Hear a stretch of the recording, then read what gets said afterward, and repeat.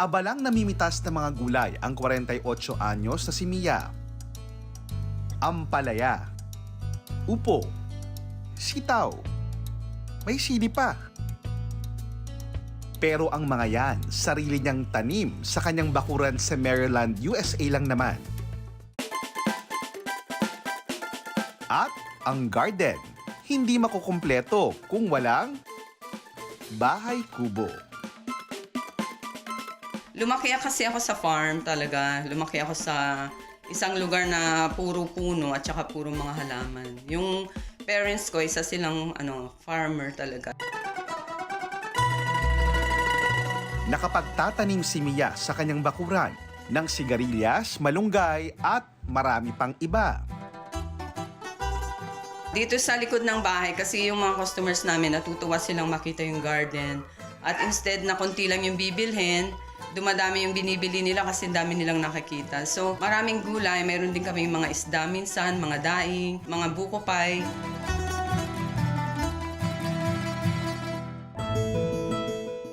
Tubong Kamiling, Tarlac si Mia. Namulat na raw siya sa buhay sa bukid at pagtatanim kaya hanggang sa paglipat sa Amerika, dala-dala niya ang nakasanayang ito. Yung parents ko ang unang nakarating dito sa Amerika, tapos pinetition kami. Pumunta sila noong 1996. Nasanay talaga ako sa farm na yung tatay ko hindi niya kami pwedeng hayaang naglalaro ng bata. Kailangan laging may ginagawa. Ang mga gulay na ito, itinitinda ni Mia kasama ng iba pang produkto sa talipapa na kanyang inayos sa loob din ng kanyang bakuran. 2015 nang simulan ni Mia ang kanyang talipapa business. So itong pagtinda at pagtatanim ni Mia, isa nga po sa mga naging content na kanyang vlog. At sa kanyang pag-vlog, halimbawa ito, yung kanyang pag-aani, naka-generate po ito ng mga viewers. At mula doon sa kanyang mga viewers, naging suki po yun at umorder na sa kanya ng kanyang mga paninda at dumami na nga ang kanyang mga suki. Kailangan nating magsipag talaga mga friends dahil para sa pangarap. Hello po! Kumusta kayong lahat dyan? Advance Merry Christmas sa inyong lahat! Yan, regular. Kay Mia, regular po ako dito, mapagulay, mapaprutas. Sobrang sarap po ng persimmon, sobrang pong sarap ng rambutan. Hindi lang gulay ang itinitinda ni Mia. Dahil pati pagtitinda ng dinnerwares at refurbished wrought iron furniture, pinasok na rin niya. Sumasali kami sa mga auction or sa marketplace. Nakikita namin yung mga panindang mga furniture. So, kinukuha namin. Ang mga luma pero matibay pang bakal na mesa at upuan, nililinisan at pinipinturahan. Maya-maya pa, good as new na.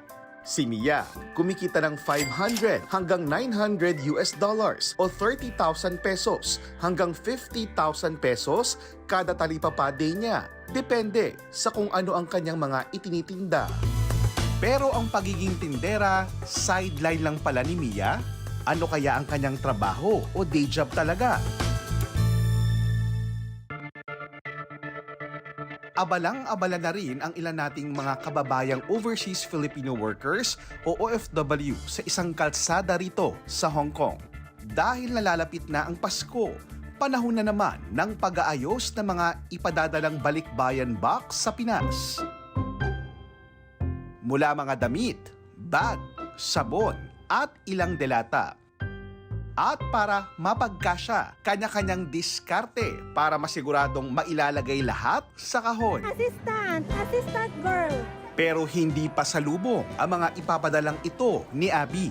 Dito po sa Hong Kong is 3 years and 8 months na po akong nagtatrabaho dito bilang isang domestic helper. I am serving a family of 4. Dalawa po yung alaga ko. Dating pharmacy assistant sa Ilocos Norte si Abby bago sumabak sa pagiging domestic helper sa Hong Kong. Lumaki po ako na sakto lang yung pangangailangan ng aming pamilya. Hindi po namin nabibili lahat ng mga gusto namin at higit sa lahat, hindi ko po naibibigay yung mga pinakapangarap ng magulang ko. 6 na araw ang trabaho ni Abby bilang domestic helper.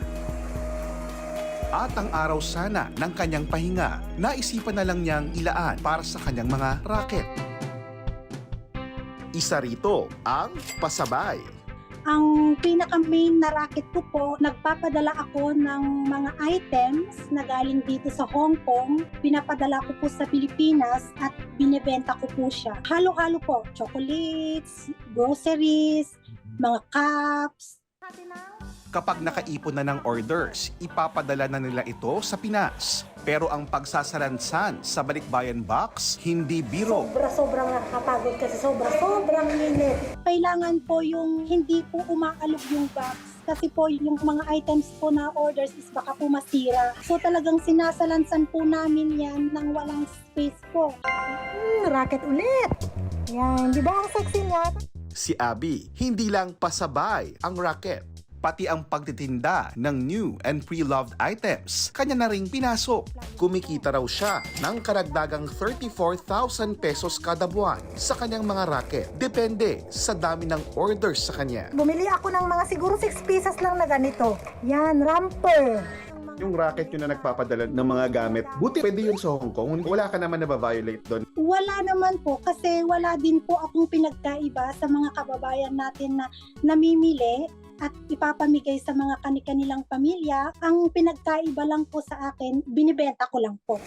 Mamimili ulit tayo dun sa kabila. Halos wala na nga raw day off si Abby dahil ang linggo inilalaan niya sa pag-iipon at pagbili ng mga orders sa kanya. Okay lang ba sa'yo yun na wala kang day off? O wala ka talagang pahinga dahil ang dami mong racket? Okay lang po kasi parang naramdaman ko, masaya naman po ako sa ginagawa ko. Nung nandito po ako, sir, parang na-realize ko na pumunta ako dito para magtrabaho, para kumayod. Kahit maikling panahon pa na nandito ako, may mga bagay na akong maibigay or maipundar para sa mga magulang. Dito sa Pidig, Ilocos Norte nakatira ang pamilya ni Abby. Bunsong anak si Abby at siya ang katuwang ngayon ni Nanay Vicky sa pang-araw-araw na gastusin sa kanilang bahay. Ang hirap ng buhay dito sa amin. Nag-ano lang yung asawa ko, magsasaka, saka paminsan-minsan, sumasama sa pagkakarpintero. Kaya ayun, naisipan niyang mag-domestic helper sa Hong Kong.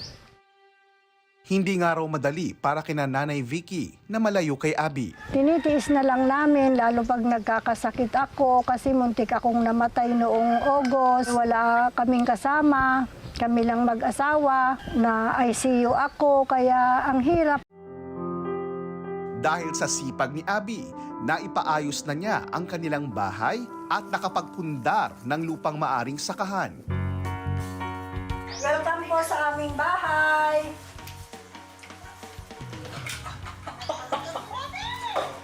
Napapalitan ko na po yung bahay namin ng 2-story house. Kasi po, 5 po kami. So pag nandoon po kaming lahat, hindi po kami magkasya sa maliit naming bahay. Sa loob ng 3 taong pagtatrabaho sa Hong Kong, hindi pa ulit nakauwi si Abby sa Pilipinas. Nung pandemic po kasi, nagkasakit po yung nanay at tatay ko. As in, sabay po silang nagkasakit.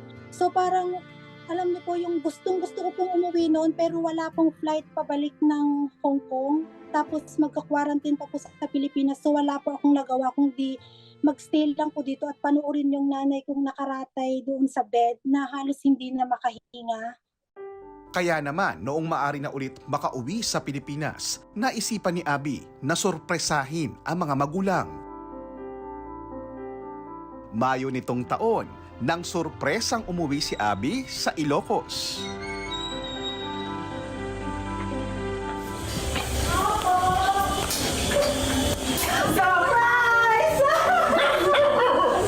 Wala kaming kaalam-alam, ma'am. Nagluluto ako ng umaga, tapos bigla na lang siyang dumating. Parang gusto kong yakapin, pero hindi ko alam kung siya talaga yung nasa harapan ko o hindi. Tapos umiyak na lang po ako. Nakakaiyak po, parang naiiyak po yung pakiramdam ko pero pas nangingibabaw po yung saya kasi akala ko po kasi noon hindi ko na po madadatnan yung nanay kong buhay. Sa bawat araw daw na lumipas, walang ibang hiling sina Nanay Vicky para kay Abby, kundi ang maging ligtas sa kanyang trabaho. Sabi ko sa kanya na huwag niyang pabayaan yung sarili niya, ma'am, kasi pag magkasakit siya, wala siyang kasama doon. Mahal na mahal po namin siya. Sa mga magulang ko, mag-relax lang kayo dyan hanggat kaya ko. Ako yung bahalang mag-provide sa pangangailangan ninyo dyan sa Pilipinas. Huwag niyo po akong alalahanin kasi kahit sobrang dami kong ginagawa, kayang-kaya ko naman sa awa ng Diyos. Mahal ko kayo.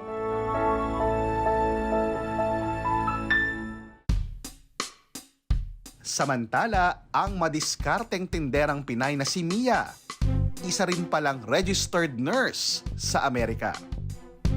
3 days a week lang ako nag-work sa hospital, 12 hours a day. So yun, nagtitinda ako kapag day off ko. Ang dami kasing opportunity kaya hindi ko sinasayang yung mga opportunity talaga dito. Tapos yung pagbabalanse naman ng oras, nasa iyo yun kung talagang gusto mo at passion mo yung ginagawa mo, kaya mo talaga. Kasama ni Mia sa Amerika ang kanyang mga anak at asawa. May kanya-kanyang trabaho na rin ang kanyang mga anak, pero patuloy pa rin daw siya sa pagtatrabaho. Kailangan lang maging masipag ka, matyaga, madiskarte at importante yung maging masinop ka. Hindi ka titigil mangarap. Dahil sa kanyang sipag at dedikasyon sa kanyang ginagawa, nakapagpundar na ng lupa si Mia sa Pilipinas. Pangarap ko yung maituloy yung farm resort kasi gusto ko talagang mabigyan ng trabaho yung mga kababayan nating kailangan ng trabaho. May payo naman si Mia sa mga kababayan nating OFW at maging sa bawat isang nagsusumika para sa pangarap. Kung ano na yung meron ka, ano na yung talent mo, ano yung skills na kaya mong gawin, ituloy-tuloy mo lang yun. Huwag mawala ng pag-asa. Ang pagiging matagumpay at pagiging maasenso, choice natin yun. Ang pagiging masipa, tatak Pinoy na ngang maituturing. Patunay riyan ang mga nakilala naming OFW na ang nakabibilib na diskarte, nadadala na at napakikinabangan nila sa iba't ibang panig ng mundo.